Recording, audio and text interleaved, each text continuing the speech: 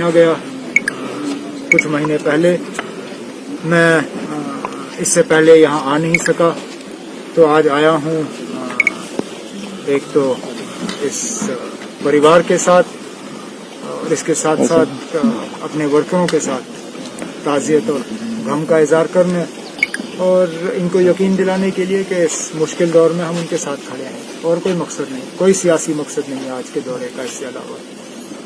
Sir, Gupkar delegation जिस तरह से इलेक्शन लड़ने के लिए जा रही है, तो क्या कहेंगे, किस तरह क्या डेलीगेशन के अंडर इलेक्शन लड़ा जाएगा? अलग अलग पार्टियां इलेक्शन लड़ेंगी या इकट्ठे होकर इलेक्शन? तो कल फैसला हुआ था और कल हमारे जो प्रवक्ता हैं उन्होंने ऐलान भी किया था कि हमारा इरादा और हमारा फैसला है कि हम मिलके जो है इन इलेक्शनों में हिस्सा लेंगे और इससे आगे तो और कोई। प्रोफेसर भीम सिंह के ऊपर जिस तरह से उनको पार्टी से निकाला गया है, उन्होंने साथ दिया। की बात है, देखें अब हमने ये कभी नहीं कहा था कि हम सिर्फ उन लोगों से मिलेंगे जो हमारी बात को मानते हैं। हम तो सबको मिलने के लिए तैयार थे, यहाँ तक कि अगर बीजेपी वाले भी हमें आके मिलते और कहते ना हमें आपका 370 और 35A का नारा कबूल नहीं है, हम उनको भी सुनते।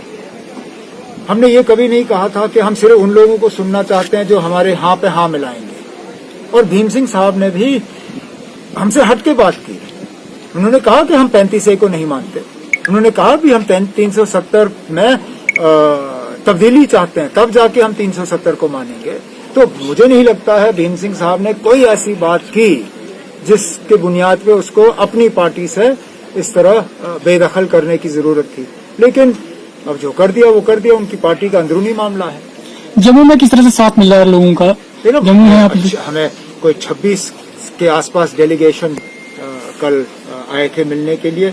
उसमें तरह तरह के सोच रखने वाले लोग थे। जैसे मैंने आपसे पहले ही कहा, हमारा इरादा नहीं था कि हम सिर्फ उन लोगों से मिलें जो हमारे हाँ में हाँ मिलाएं, क्योंकि अगर हमें वो करना होता हम फिर कश्मीर में ही रहते। हमारा मकसद था जम्मू आने का कि हम तमाम विचारधारा रखने वाले जो ऑर्गेनाइजेशंस हैं या लोग हैं उनसे हम मिले और काफी हद तक इसमें हमें कामयाबी हासिल हुई है। आगे जाके हम और लोगों से मिलेंगे। जिस तरह सर मिलकर इलेक्शन आप लड़ रहे हैं, तो जिस तरह से महबूबा मुफ्ती का तिरंगे वाला बयान आया, क्या आप समझते हैं कि इससे नुकसान हो सकता है जम्मू में?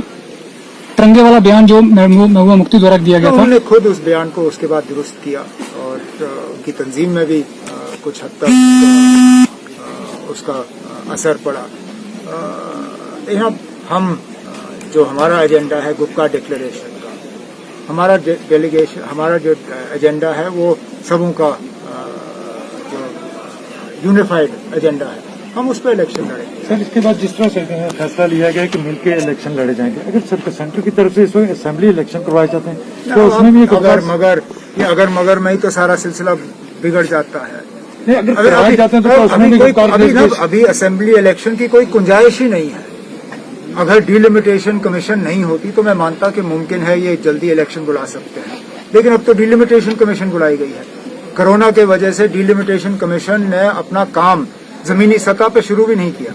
अभी तो इनको इलाकों में आना है, डेलीगेशन से मिलने हैं, रिप्रेजेंटेशन और ये सजेशंस मांगने हैं, उनको फिर रिपोर्ट में तब्दील करके हुकूमत के सामने पेश करना है।